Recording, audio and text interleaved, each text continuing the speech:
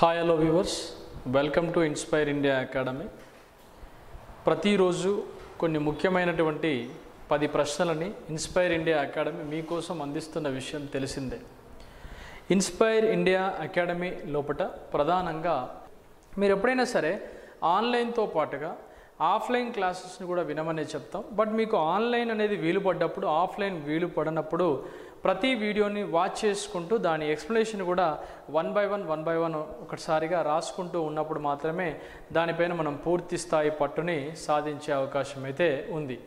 దీనికి సంబంధించి కొన్ని ముఖ్యమైనటువంటి అంశాలు ఈరోజు టాపిక్లో బ్యాటరీస్ అనేటువంటి టాపిక్ గురించి మనం డిస్కస్ చేయబోతున్నాం. బ్యాటరీస్ యొక్క టాపిక్స్ లోపల ఉండేటువంటి ప్రధానమైనటువంటి ఒక్కొక్క బిట్ని మనం దాదాపు ఒక 8 నుంచి 9 పుస్తకాల వరకు ప్రతి దాంట్లో ఉన్నటువంటి నార్మల్ కంటెంట్ నుంచి కొంచెం అర్థం కానటువంటి కాంప్లికేటెడ్గా ఉన్నటువంటి కంటెంట్ని కూడా క్వశ్చన్ రూపంలో చేసి దాని ఎక్స్ప్లెనేషన్ మీకు యాప్ లోపల ఉంచడం జరుగుతూ ఉంటుంది. ఈ కోర్స్ని మీరు ఏపీ ఈపీడీసీఎల్ సిపిడిసిఎల్ అయినా లేకపోతే మీరు చదివేటువంటి ప్రధానమైనటువంటి జేఎల్ఎం కోర్స్ అయినా ఆర్ఆర్బి గ్రేడ్ 1లోని బేసిక్స్లో ఉన్నటువంటి టాపిక్స్ అయినా కూడా ప్రతి దానికి ఇట్లా కొట్టొచ్చినట్టుగా కనిపించేటువంటి అంశాలు మీకు కనిపిస్తూ ఉంటాయి. కాబట్టి వీడియో మొత్తం కంటిన్యూగా వాచ్ చేయండి. మరిన్ని వీడియోస్ చేయడం కోసం సబ్స్క్రైబ్ చేయడం మాత్రం మర్చిపోవద్దు. నెక్స్ట్ ఫస్ట్ వన్ ఏంటి ఇక్కడ అంటే క్వశ్చన్ ఒకసారి జాగ్రత్తగా చదువుదాం. The specific gravity of the electrolyte of full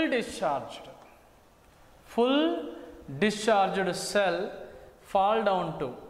ప్రధానంగా పూర్తిగా విడుదలైనటువంటి సెల్ యొక్క ఎలక్ట్రోలైట్ యొక్క నిర్దిష్టమైనటువంటి గురుత్వాకర్షణ విలువ ఏ విధంగా ఉంటుందని చెప్పొచ్చు. సాధారణంగా చూద్దాం. ఏదైనా ఒక బ్యాటరీలో ప్రధానంగా మనకు కనిపించేటువంటి అంశాలు యానోడ్ ఉంటుంది మరియు క్యాథోడ్ అనేది ఉంటుంది. యానోడ్ మరియు క్యాథోడ్. ఫర్ ఎగ్జాంపుల్ ఒక లెడ్ యాసిడ్ లాంటి బ్యాటరీని పరిశీలించామండి. లెడ్ ఉంటుంది అందులో మరియు యాసిడ్ అనేది ఉండడం జరుగుతుంది. ఈ లెడ్ యాసిడ్ లోపల యానోడ్గా PbO2ని లెడ్ డయాక్సైడ్ని ఉపయోగిస్తారు, క్యాథోడ్గా పీబీని ఉపయోగిస్తారు. ఈ రెండింటి మధ్యలో ఉండేటువంటి ప్రధానమైనటువంటి విద్యుత్ విశ్లేషక పదార్థంగా సజల సల్ఫ్యూరిక్ యాసిడ్ లేదా డైల్యూట్ సల్ఫ్యూరిక్ ఆమ్లాన్ని ఉపయోగిస్తారండి. చాలా ఇంపార్టెంట్. ఈ సల్ఫ్యూరిక్ యాసిడ్ అనేది 1:3 నిష్పత్తిలో ఉంటుంది. అంటే ఒక భాగము H2SO4లో ఉంటే మరొక 3 భాగాలు అనేవి నీటితో నిండబడి ఉన్నటువంటి అంశాలు. ఇటువంటి దాంట్లో ఈ ఎలక్ట్రోలైట్ అనేది పూర్తిగా ఆ బ్యాటరీ యొక్క సామర్థ్యాన్ని పెంచేటువంటి ప్రయత్నం చేస్తుంది. దాన్నే సజల సల్ఫ్యూరిక్ యాసిడ్ లేదా ఎలక్ట్రోలైట్ లేదా విద్యుత్ విశ్లేషణ పదార్థంగా పిలుస్తారు. మరి దీని స్వభావం దేనిపైన ఉంటుందంటే సాంద్రత పైన ఉంటుందండి. సాంద్రత డీతో మెజర్ చేస్తారు. డి ఈక్వల్స్ అంటే ఏంటి? మాస్ బై వాల్యూమ్గా పిలుస్తారండి. సాంద్రత D equals to mass by వాల్యూమ్గా పిలుస్తారు. మాస్ అంటే ఇక్కడ గ్రామ్ ఫర్ సెంటీమీటర్ క్యూబ్ విలువని తీసుకుంటూ చేస్తారు. దీనినే మనము విశిష్ట గురుత్వాకర్షణ అని పిలుస్తాం. ఈ విశిష్ట గురుత్వాకర్షణ ప్రకారం అంటే ఎలక్ట్రోలైట్లో పెరిగేటువంటి నీటి యొక్క విలువలను తెలుసుకోవడానికి, ఆ ఎలక్ట్రోలైట్లో ఉన్నటువంటి వాటర్ కంటెంట్ యొక్క పార్ట్స్ని మనం ఐడెంటిఫై చేయడానికి ఇది చాలా వరకు సహకరిస్తుందండి. దీనిలో ముఖ్యంగా మనం పరిశీలించినప్పుడు ఈ వాల్యూస్ మనకి ఇస్తాడు. ఫర్ ఎగ్జాంపుల్ ఒక ఎలక్ట్రోలైట్ అనేది లేదా స్పెసిఫిక్ గ్రావిటీ అనేది మనకు హైడ్రోమీటర్ పరీక్ష ద్వారా ఈ యొక్క స్పెసిఫిక్ గ్రావిటీని దేంతో చేస్తారు? హైడ్రోమీటర్ ద్వారా చేస్తారు. హైడ్రోమీటర్ ఉంటుంది. రెండవది హైగ్రోమీటర్ కూడా ఉంటుంది. జాగ్రత్తగా గుర్తుపెట్టుకోండి. హైగ్రోమీటర్ వాతావరణంలో ఉండేటువంటి తేమను పరిశీలించడానికి ఏమో హైగ్రోమీటర్ సహకరిస్తే, ఎలక్ట్రోలైట్ లోపల ఉన్నటువంటి వాటర్ కంటెంట్ని ఐడెంటిఫై చేయడానికి మనకు హైడ్రోమీటర్ ఉపయోగపడుతుంది. పాలలో ఉన్నటువంటి నీటి పర్సంటేజ్ని తెలుసుకోవడానికి లాక్టోమీటర్ అనేది మనకు ఉపయోగపడుతుంది. సరే చూద్దాం. ఇప్పుడు నీకు కావాల్సింది ఏంటి? ఇక్కడ పూర్తి స్థాయి లోపల ఫుల్లీ డిశ్చార్జ్ అన్నాడు. అంటే చూద్దాం. దీని వాల్యూస్ 1.11గా ఉన్నాయనుకోండి. ఇది కంప్లీట్ డిశ్చార్జ్ అంటే 1.11, 1.15 ఈ రేంజ్లో కనుక ఉంటే 1.15 రేంజ్లో కనుక ఉంటే ఇది కంప్లీట్లీ డిశ్చార్జ్గా చెప్పవచ్చు. అలా కాకుండా 1.19 యొక్క పర్సంటేజ్లో కనుక ఉంటే ఇది 25% వరకు ఛార్జింగ్ స్థితిలో ఉందని లెక్కించుకోవాలి ఆ బ్యాటరీ. అలానే 1.22లో ఉంటే 50% వరకు ఛార్జింగ్ స్టేజ్లో ఉందని, నెక్స్ట్ 1.25%గా ఉంటే ఆ ఛార్జింగ్ అనేది 75% ఆఫ్ ఛార్జింగ్లో ఆ బ్యాటరీ ఉందని, 1.28గా ఉంటే ఆ బ్యాటరీ ఫుల్ ఛార్జ్డ్గా ఉందని గ్రహించుకోవాలి. అంటే ఈ విలువలు 1.11 నుంచి 1.15, 1.19, 1.22, 1.25, 1.28 వాల్యూస్ అనేవి స్పెసిఫిక్ గ్రావిటీ వాల్యూస్. ఈ వాల్యూస్ అనేవి మనకి డిశ్చార్జ్ స్థితిని తెలపాలంటే 1.15 అనేది ఉంది కాబట్టి దీనిలో సరి అయినటువంటి సమాధానం ఏ ఆప్షన్గా మనం చూసుకోవచ్చు. కాబట్టి ఈ వాల్యూస్ మీరు చూసేవాళ్ళు నోట్స్ని ప్రిపేర్ చేసుకుంటే మంచిది. Then next the process of charging and discharging of a new cell is called. ప్రధానంగా ఒక బ్యాటరీకి ఛార్జింగ్ మరియు డిశ్చార్జింగ్లు అనేవి అవి సైక్లింగ్లుగా జరిగేటువంటి పద్ధతులు.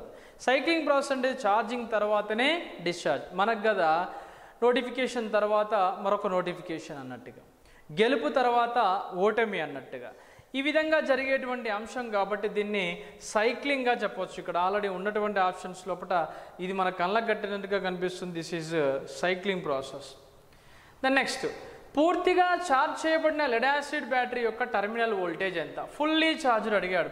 బాగా వినండి. పూర్తిగా ఛార్జ్ చేయబడ్డటువంటి లెడ్ యాసిడ్ బ్యాటరీ యొక్క టెర్మినల్ వోల్టేజ్ వాల్యూ ఎంత? ఇంతకు ముందేమో స్పెసిఫిక్ గ్రావిటీలు అడిగాడు, ప్రజెంట్ ఇప్పుడేమో టెర్మినల్ వోల్టేజ్లు అడిగిండు. ఫుల్ ఛార్జ్డ్ స్థితిలో లెడ్ యాసిడ్ బ్యాటరీ అనేది 2.2V వోల్టేజ్ని చూపిస్తుంది. అలానే డిశ్చార్జ్ స్థితి ఉంటుంది కదా, డిశ్చార్జ్ స్థితిలో 1.8 వోల్ట్స్ అనేది చూపిస్తుంది. లెడ్ యాసిడ్ బ్యాటరీ యొక్క యాంపియర్ అవర్ కెపాసిటీ అనేది ఆల్మోస్ట్ మనకి 93% వరకు చూపిస్తుంది. ఇది చీపెస్ట్ కాబట్టి, తక్కువగా ఖరీదైంది కాబట్టి, ఎక్కువగా ఉపయోగించుకునే వీలుంటుంది కాబట్టి, మెయింటెనెన్స్ తక్కువగా ఉంటుంది కాబట్టి అందరం ఈ యొక్క లెడ్ యాసిడ్ బ్యాటరీ మీదనే పడి ఎక్కువగా ఉపయోగం అనేది చేయడం జరుగుతూ ఉంటుంది. నెక్స్ట్ లెడ్ యాసిడ్ బ్యాటరీ యొక్క యాంపియర్ అవర్ సామర్థ్యాన్ని పెంచడానికి అన్నాడు.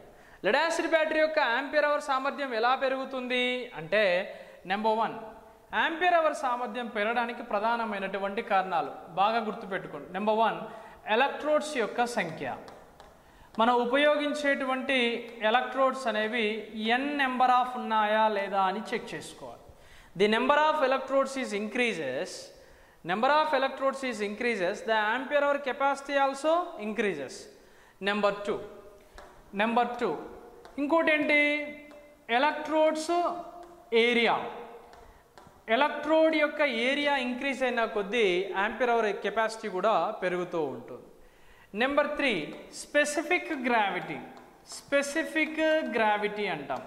విశిష్ట గురుత్వాకర్షణ దేనికి ఉంటుంది?